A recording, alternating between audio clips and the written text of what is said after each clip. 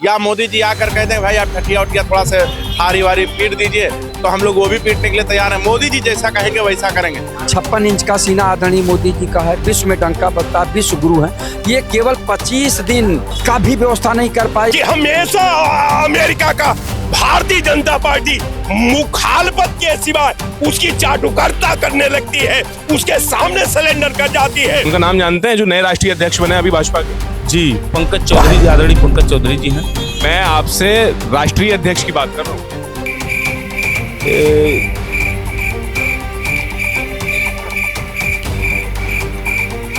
चलिए ठीक है, छोड़िए, आगे बढ़ते हैं। ये पेट्रोल डीजल और गैस ना, ये सब सफाइयों को घर, सफाइयों जितने सफाई हैं इन्हीं के घर खत्म होता है।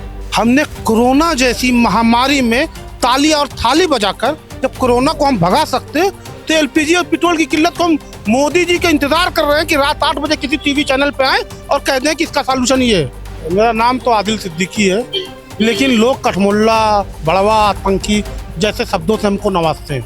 नहीं, रिजर्व हमारे पास रिजर्व है, और रिजर्व इतना है कि हम लोग अगर सामान्य वे में काम करेंगे, चाहे गैस हो, चाहे पेट्रोल हो, चाहे डीजल हो, तो अभी हम लोगों को 2-4-5 महीना इस संकट से नहीं जूझना पड़ेगा। अच्छा, ये जो परेशानी जनता को झेलनी पड़ रही है इस वक्त, लखनऊ में भी कल हमने देखा और पूरे देश में ये देखने को मिल रहा है, तो क्या इसका असर 2027 के उत्तर प्रदेश के चुनाव पे पड़ सकता है? नहीं, आप कह रहे हैं कमी दिखाए, कौन सा चश्मा लगाए हैं आप?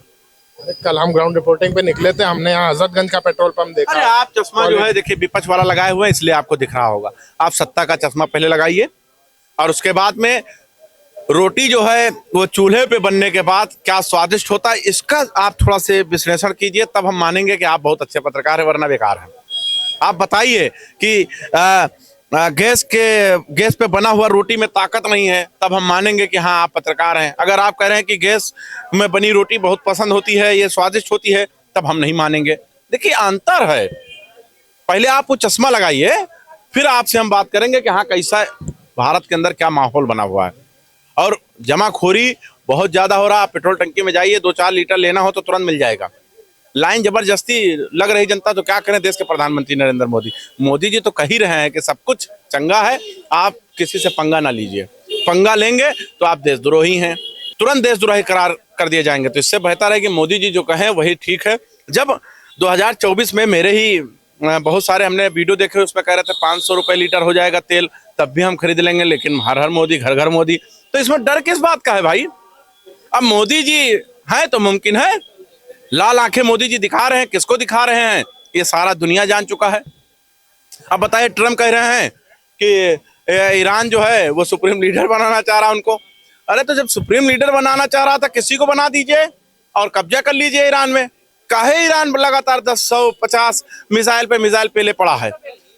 समझिए थोड़ा से, अंतरराष्ट्रीय बाजार भी धड़ाम से गिरता जा रहा है। आज गरीब अपनी बेटी का शादी नहीं करवा पा रहा है। सबसे बड़ी बात यह है कि सरकारी जो कार्यक्रम है वो हो रहे हैं, आम जनता को तेल नहीं मिल पा रहा है। उनको तेल कहाँ से मिल रहा है? अभी मोदी जी का प्रोग्राम होगा, उसमें देखिए हजारों की तादाद में बस पहुंचेंगी, उस बस में तेल कहाँ से आएगा? इसका मतलब गुजरात के अंदर जो है वो जमाखोरी हो रहा है, वहां से तेल डायरेक्ट भेजा जाएगा कि आप इस बसों में जो है तेल डालिए और कार्यक्रम में पहुंचाइए। समझिए भाषा को। और आज की राजनीतिक जो मामला है उसको जब तक नहीं समझेंगे तब तक ऐसे ही उल्लू बने रहेंगे। देश के प्रधानमंत्री नरेंद्र मोदी को आकर ये क्या कहने की जरूरत थी कि कोरोना जैसे आपदा हो सकते हैं? ऐसा कहने की क्या जरूरत है? भ्रम तो देश के प्रधानमंत्री नरेंद्र मोदी फैला रहे हैं। क्या जरूरत है ऐसा बयान देने का? लेकिन बयान नहीं देंगे तो कैसे चर्चा में बने रहेंगे?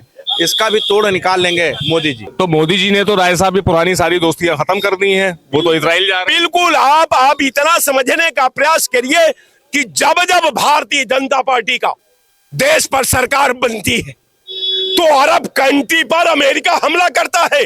कारण यह है कि हमेशा अमेरिका का भारतीय जनता पार्टी मुखालफत के सिवाय उसकी चाटुकारिता करने लगती है, उसके सामने सरेंडर कर जाती है, भारत के सप्रभुता का तार दुनिया के पटल पर कर देती है। यही कारण है कि आज अमेरिका जो है इराक पर हमला किया है। इजराइल को शिखंडी बना करके लड़ना अमेरिका को है। इजराइल को कहा कि आप खड़ा रहो, युद्ध तो हमें लड़ना है, लेकिन ये भूल गया अपनी असलियत को कि वो समय दूसरा था, वो चक्र दूसरा था, वो सोच दूसरी थी, वो पॉलिसी दूसरी थी। आज भारत की पॉलिसी है। मैं निश्चित तौर पर कह देता हूं कि भारत इस समय भारत का नेतृत्व अयोग्य व्यक्ति के हाथ में लग गया है, और अयोग्य व्यक्ति के वजह से पाकिस्तान का सीज फायर, अमेरिका ने कहा कि हमारे आदेश से पाकिस्तान पर सीज फायर हुआ है, और हमारे आदेश से ये पाकिस्तान का सीज फायर बंद हुआ है। सेना भारत की, देश भारत का, हथियार भारत का, जहाज भारत की, और अमेरिका के आदेश पर कि हमने कराया है। एक बार नहीं, हम ट्रंप ने कहा, 32 बार कहा पूरे दुनिया में घूम घूम करके कि पाकिस्तान पर सीज फायर हमने कराया। हमारा प्रधानमंत्री आह भी नहीं भरा, उसका विरोध भी नहीं कहा, वो ये भी नहीं कहने को तैयार हुए कि ये जो ट्रंप जो कह रहा है ये झूठ बोल रहा है, लेकिन नहीं प्रधानमंत्री कहने को तैयार है।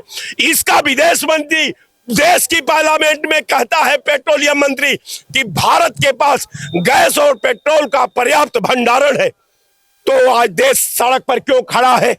देश पेट्रोल पंप पर क्यों खड़ा है? देश गैस एजेंसियों पर क्यों खड़ा है? इस पर क्या कहना चाहेंगे आप? देखिए, इस पर जो है कि विपक्ष के लोग अफवाह फैलाए जा रहे हैं, और पर्याप्त मात्रा में डीजल है, पेट्रोल है, गैस सिलेंडर है, हर चीज व्यवस्था है, लेकिन फिर उसके बाद जो है कि विपक्ष के लोगों को कोई मुद्दा नहीं मिल रहा है तो अफवाहें फैला रहे हैं। अच्छा, ऐसे कोई क्राइसिस है नहीं? ऐसा कोई क्राइसिस है नहीं, लोगों को मिल ही रहा। पहले सिलेंडर का जो है कि अफवाहें फैल रही थी, तो सिलेंडर तो प्रत्येक लोगों के घर घर जा रहा है। फिर डीजल पेट्रोल की है, डीजल पेट्रोल पे लोगों को अफवाहें विपक्ष के लोग फैला दे रहे हैं, तो लोगों को ये हो रहा है कि हम स्टॉक में रख लें, अपनी टंकी फुल रख लें। तो इसके हबड़ाने से जो है कि ये दिक्कतें हो रही हैं, भारी मात्रा में भीड़ लग जा रही है पेट्रोल पंप में, नहीं अन्यथा सभी लोगों को उपरोक्त मात्रा में मिल रहा है पेट्रोल। भारतीय जनता पार्टी में अभी नए एक राष्ट्रीय अध्यक्ष अपॉइंट हुए हैं, जेपी नड्डा साहब का जो है वो कार्यकाल उन्होंने खत्म कर दिया। आप ठीक है, पूरी पार्टी लाइन ने एक नए बने, उनका नाम जानते हैं जो नए राष्ट्रीय अध्यक्ष बने अभी भाजपा के? जी, पंकज चौधरी, आदरणीय पंकज चौधरी जी हैं। मैं आपसे राष्ट्रीय अध्यक्ष की बात कर रहा हूँ जी। राष्ट्रीय अध्यक्ष का नाम जानते हैं भाजपा के? जी, क्या नाम है? देखिए, जो है कि पंकज चौधरी तो उत्तर प्रदेश के हैं। हाँ। हम उत्तर प्रदेश के बताएं, और जो है कि देश के कौन है? आप तो हिंदू राष्ट्र बनाना चाहते हैं ना, तो बात तो यहाँ देश की हो रही है ना, तो देश के राष्ट्रीय अध्यक्ष बताइए। देखिए, देश के राष्ट्रीय अध्यक्ष हमारे इसके पहले पूर्व जेपी नड्डा जी रहे, और फिर उसके बाद इस समय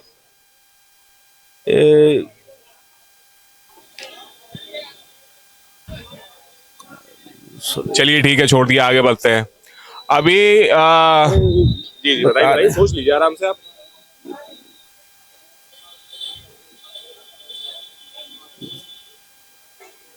चलिए ठीक है, भारत के उपराष्ट्रपति का नाम जानते हैं? सीपी राधाकृष्णन है, श्री सीपी राधाकृष्णन है। श्री सीपी राधाकृष्णन है, बहुत बढ़िया भाई, वेरी गुड। अच्छा ये बताएं मुझे आप, मुलायम यादव जी अभी बता रहे हैं, दिमाग पर से नितिन नवीन नाम है उनका? नितिन नवीन, सॉरी, बिहार से बिलोंग करते हैं? जी जी जी, नितिन नवीन नाम है जी।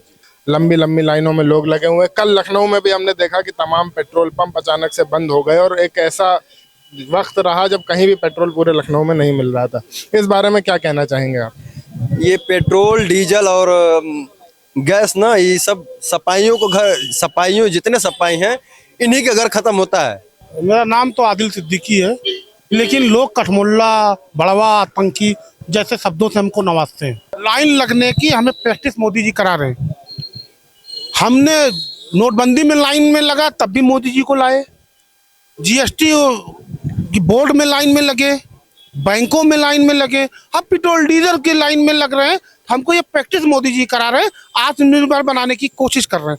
हम बन नहीं पा रहे हैं, लेकिन बनेंगे जरूर आत्मनिर्भर। जिंदगी भर लाइन में लगे रहेंगे, हम पे कोई असर नहीं पड़ने वाला।